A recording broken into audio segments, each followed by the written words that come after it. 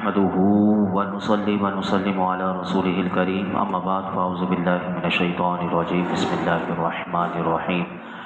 واصبح الذين تمنوا مكانه بالامس يقولون ويك ان الله يبسط الرزق لمن يشاء من عباده ويقدر لولا من الله علينا لخسف بنا وَكَأَنَّهُ لَا يُفْلِحُ الْكَافِرُونَ۔ اور گزشتہ کل جو اس کے مقام اور مرتبے کی آرزو کرنے والے تھے وہ کہنے لگے عجیب بات ہے کہ اللہ اپنے بندوں میں سے جس کے لیے چاہتا ہے رزق وسیع کرتا ہے اور تنگ فرما دیتا ہے۔ اگر اللہ ہم پر احسان نہ فرماتا تو ہمیں بھی دھسا دیتا۔ بڑی عجیب بات ہے کہ کافر کامیاب نہیں ہوتے۔ جب انہوں نے قارون کو، اس کے مکان کو، اس کی دولت کو دھستا ہوا دیکھا تو ان کی آنکھیں کھل گئیں، اور قارون کو جو حسرت بھری نگاہوں سے دیکھا کرتے تھے انہیں جب پتہ چلا کہ دولت کی قلت اور کثرت سعادت اور شقاوت کا کوئی معیار نہیں۔ انسان جس حال میں ہو اس پر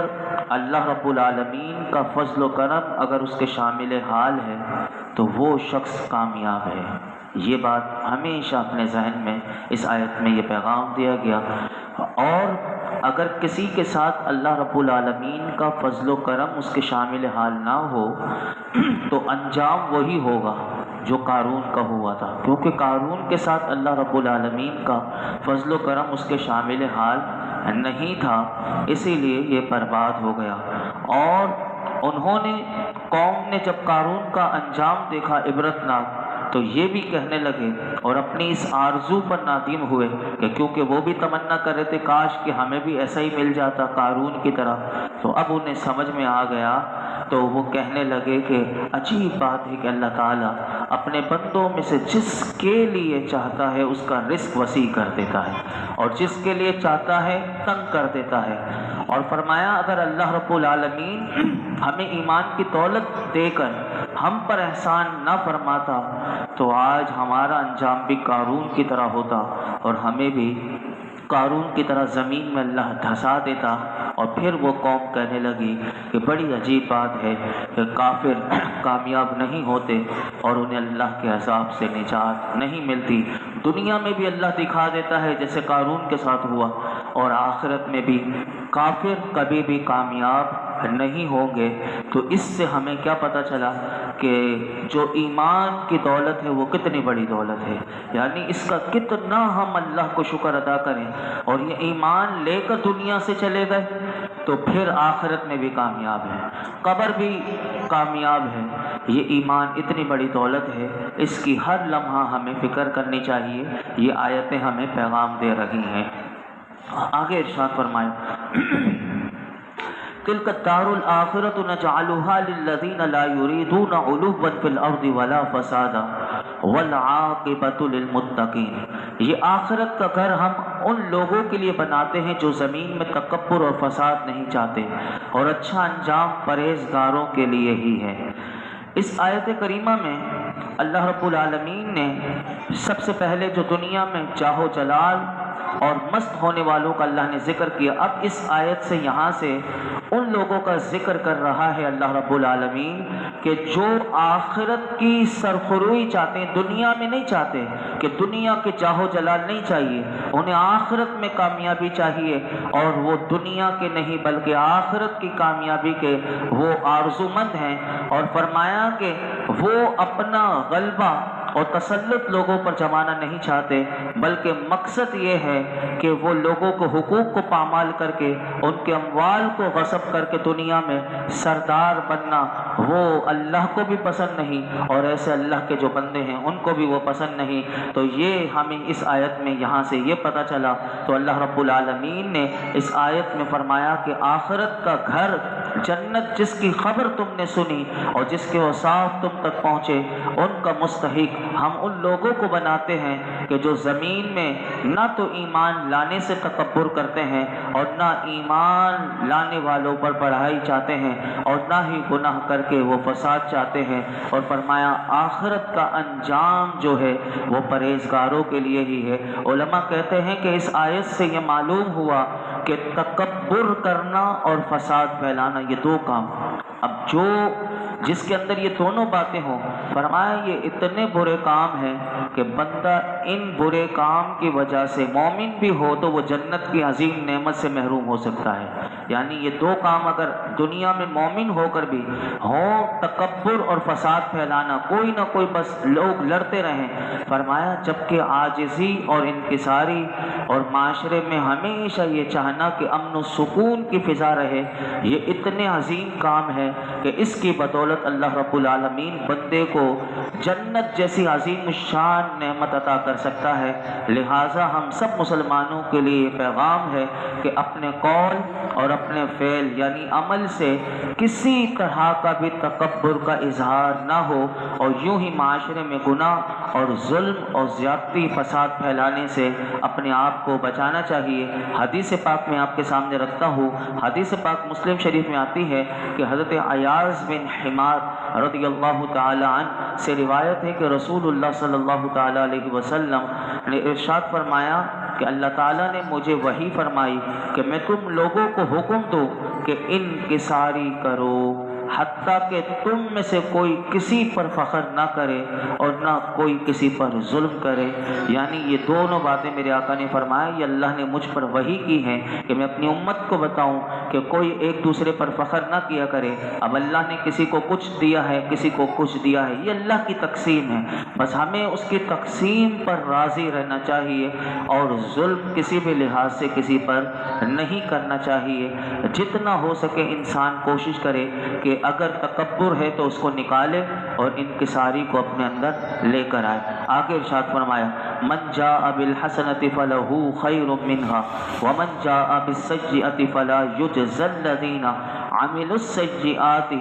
इल्ला मा कानू यअमलून। जो नेकी लाएगा उसके लिए उससे बेहतर बदला है और जो बुराई लाए तो बुरा काम करने वालों को उतना ही बदला दिया जाएगा जितना वो करते थे। जो नेकी करें, अब ये देखिए यहाँ पर अल्लाह की करम नवाजी दिखाई जा रही है। इस आयत में अगर बंदा गौर करे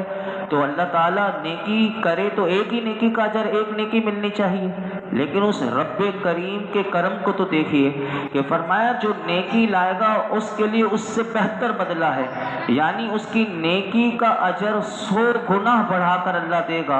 और ये भी देखिए कि जो गुनाह का मुर्तकिब होगा तो फरमाया बुरे काम करने वालों को उतना ही बदला मिलेगा कि जितनी उसने बुराई की होगी। यानी एक गुनाह किया तो एक ही गुनाह उसके नामा आमाल में लिखा जाएगा। ये नहीं कि वो एक गुनाह करे तो उसको 10 गुना लिखे जाएं मल्टीप्लाई करके। तो यहाँ से उलमा कहते हैं कि इसमें अगर बैलेंस देखें, यानी नेकी और गुनाह में बैलेंस बंदा देखे इस आयत में, तो यहाँ से पता चलता है एक तरफ अल्लाह की रहमत व करम की बेकरानियाँ यानी उसकी बारिश है और दूसरी तरफ उसके अदल व इंसाफ के तकाजे हैं। यानी ये दोनों आयत में अगर गौर करें तो हमें यहाँ से ये बात पता चलती है। तो आगे सुनिए, फरमाया इन्नल्लज़ी फ़रज़ अलैकल क़ुरआन लराद्दुका इला मआद क़ुल रब्बी अअलमु मन जाअ बिल हुदा व मन हुवा फ़ी ज़लालिम मुबीन। और बेशक जिसने आप पर कुरान फ़र्ज़ किया है वो आपको लौटने की जगह ज़रूर वापस ले जाएगा।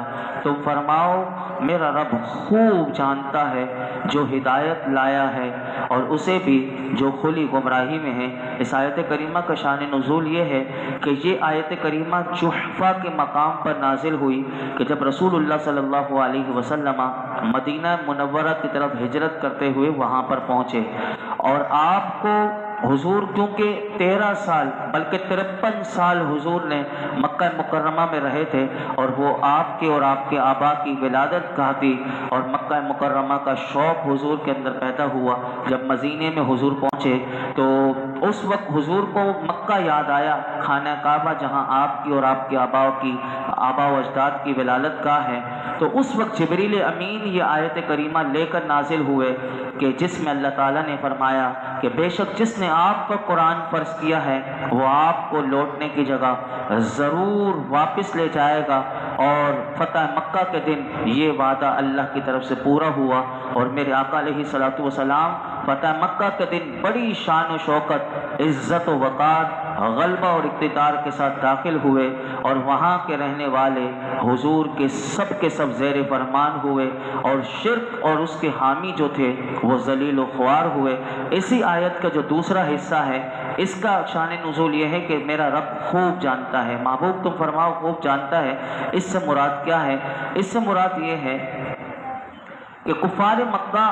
حضور علیہ الصلوۃ والسلام کے بارے میں وہ یہ کہنے لگے معاذ اللہ، کہ حضور کو کہنے لگے انک لفی ضلال مبین، کہ یعنی آپ ضرور کھلی گمراہی میں ہیں۔ جب انہوں نے حضور کو یہ کہا معاذ اللہ کہ آپ کھلی گمراہی میں ہیں، تو اس کا جواب حضور نے نہیں دیا بلکہ اللہ نے یہ آیت کریمہ نازل کر کے دی، اور فرمایا محبوب آپ ان کافروں سے کہہ دیں کہ میرا رب اسے خوب جانتا ہے کہ جو ہدایت لایا ہے، اور اسے بھی خوب جانتا ہے کہ جو کھلی گمراہی میں ہے۔ یعنی مراد یہ ہے کہ میرا رب جانتا ہے کہ میں ہدایت لایا ہوں اور میرے لیے اس کا اجر و ثواب ہے، اور مشرکین جو تم ہو وہ کھلی گمراہی میں ہو اور وہ سخت عذاب کے مستحق ہیں۔ آگے ارشاد فرمایا وَمَا كُنْتَ تَرْجُو أَن يُلْقَى إِلَيْكَ الْكِتَابُ إِلَّا رَحْمَةً مِّن رَّبِّكَ فَلَا تَكُونَنَّ ظَهِيرًا لِّلْكَافِرِينَ، اور تم امید نہ رکھتے تھے کہ تمہاری طرف کوئی کتاب بھیجی جائے گی، لیکن تمہارے رب کی طرف سے رحمت ہے، تو تم ہرگز کافروں کا مددگار نہ ہونا۔ اس آیت کریمہ میں اللہ رب العالمین نے فرمایا کہ محبوب جس نعمت نبوت سے آپ کو سرفراز فرمایا گیا ہے، اس نعمت نبوت کے لیے نہ آپ نے کبھی دعا کی، نہ اس منصب کو حاصل کرنے کے لیے آپ نے کبھی جد و جہد کی، اور نہ آپ کے دل میں کبھی یہ خواہش پیدا ہوئی کہ اللہ مجھے نبی بنا دے، لیکن فرمایا کہ ہم نے آپ کو یہ نعمت عظمی جو ہے وہ عطا کی۔ تو یاد رکھیے گا کہ اس آیت کو کوئی پڑھ کر یہ نہ سمجھے کہ جس طرح تم امید نہ رکھتے تھے کہ تمہاری طرف کوئی کتاب بھیجی جائے گی، تو بعض کم عقل لوگوں نے اس آیت سے یہ ثابت کرنے کی کوشش کی کہ نبی اکرم صلی اللہ علیہ وسلم کو وحی نازل ہونے سے پہلے اپنی نبوت کا علم نہیں تھا کہ میں نبی ہوں۔ تو یہ یاد رکھیے گا، ایسے لوگوں نے، کم عقل لوگوں نے یہ باتیں کتابوں میں لکھی، تو اس آیت سے کوئی یہ نہ سمجھے، کیونکہ میرے آقا علیہ الصلوۃ والسلام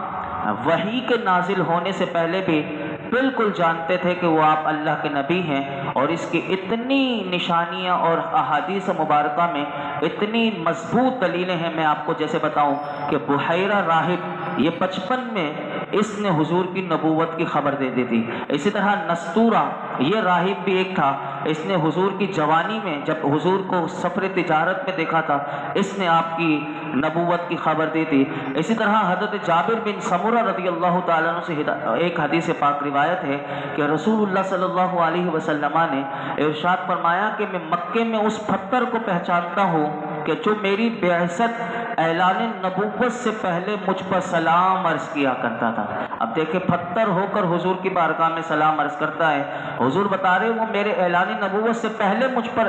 سلام عرض کیا کرتا تھا، اور اب بھی میرے اعلان نبوت کے بعد میں اس پتھر کو پہچانتا ہوں کہ جو میری بارگاہ میں سلام عرض کرتا ہے۔ اسی طرح ایک اور حدیث پاک ہے، حضرت ابو ہریرہ رضی اللہ تعالیٰ عنہ فرماتے ہیں کہ صحابہ کرام نے حضور سے پوچھا یا رسول اللہ صلی اللہ علیہ وسلم آپ کے لیے نبوت کب واجب ہوئی؟ تو میرے آقا نے ارشاد فرمایا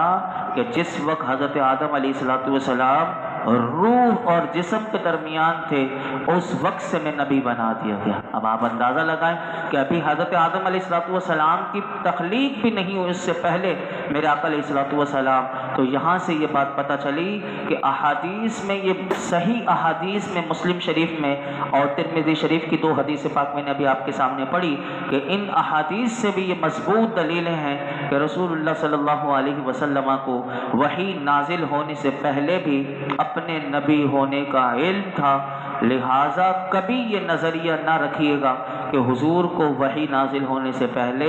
اپنے نبی ہونے کا علم نہیں تھا۔ ایسا امتی کبھی اپنے نبی کے بارے میں یہ نظریہ نہیں رکھ سکتا کہ صرف قرآن کی آیت پڑھ کے اگر یہ ساری باتیں اسے نہ پتہ ہو تو وہی یہ عقیدہ اور نظریہ رکھ سکتا ہے کہ حضور کو اپنے نبی ہونے کا علم اعلان نبوت سے پہلے نہیں تھا۔ آگے سنیے، فرمایا وَلَا يَصُدُّنَّكَ عَنْ آيَاتِ اللَّهِ بَعْدَ إِذْ أُنزِلَتْ إِلَيْكَ وَادْعُ إِلَىٰ رَبِّكَ وَلَا تَكُونَنَّ مِنَ الْمُشْرِكِينَ، اور ہرگز وہ تمہیں اللہ کی آیتوں سے نہ روکے اس کے بعد کہ وہ تمہاری طرف نازل کی جا چکی ہیں، اپنے رب کی طرف بلاؤ اور ہرگز شرک والوں میں سے نہ ہونا۔ اس آیت کریمہ میں اللہ رب العالمین نے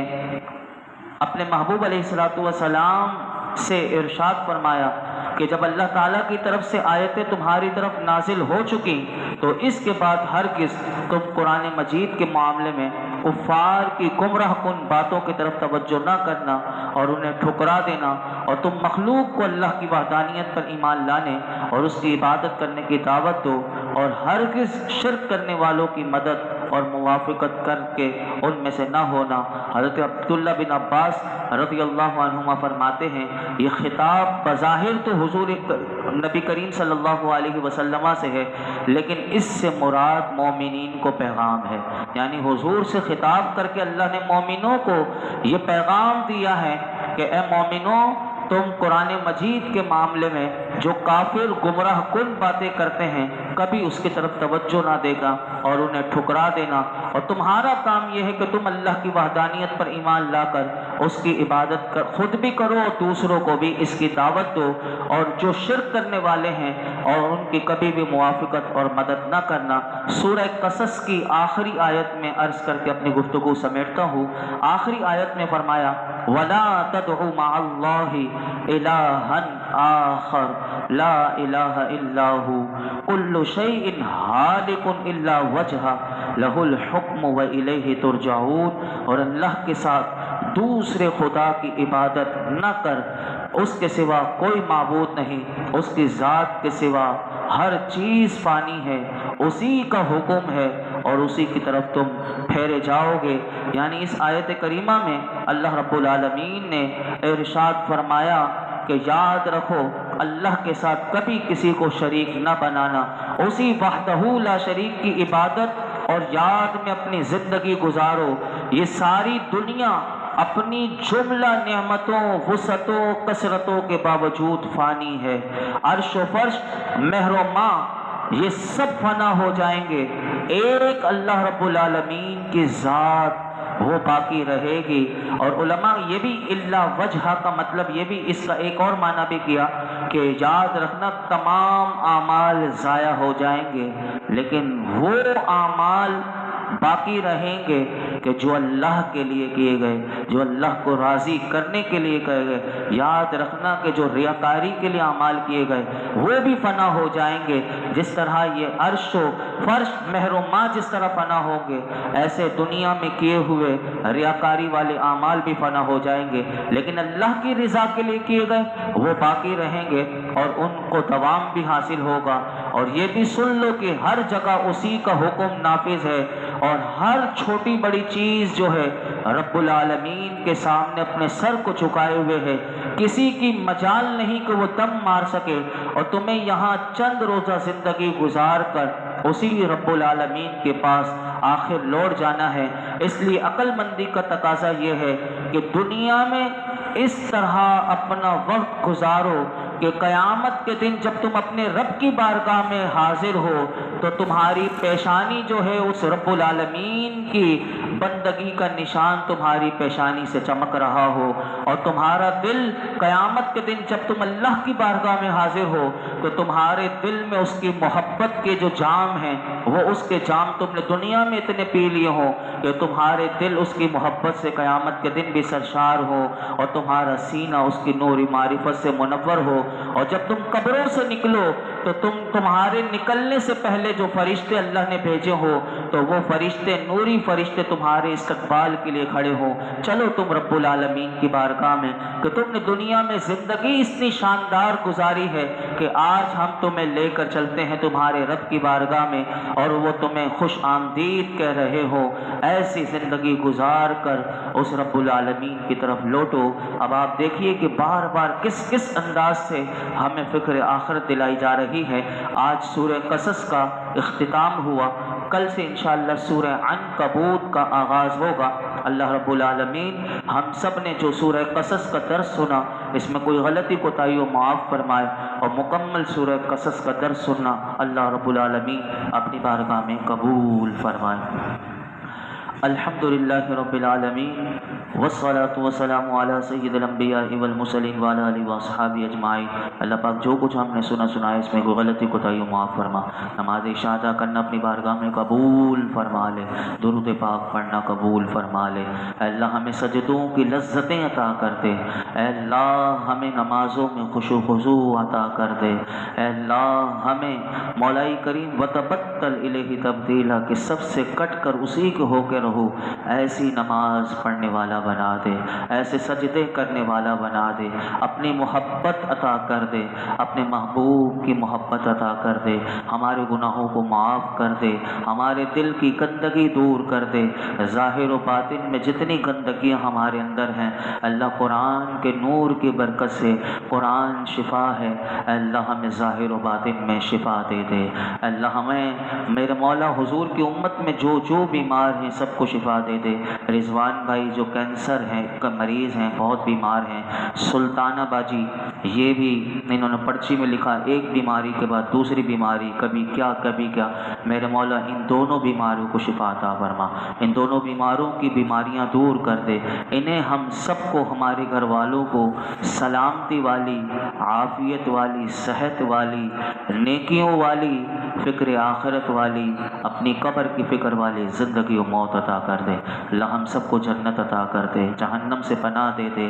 درس قرآن کی برکت سے جتنے حاضرین موجود ہیں سب کی جھولیوں کو، دامنوں کو مرادوں سے بھر دے. وصلی اللہ تعالی علی خیر خلق محمد وعلی آلہ وصحبہ اجمعین.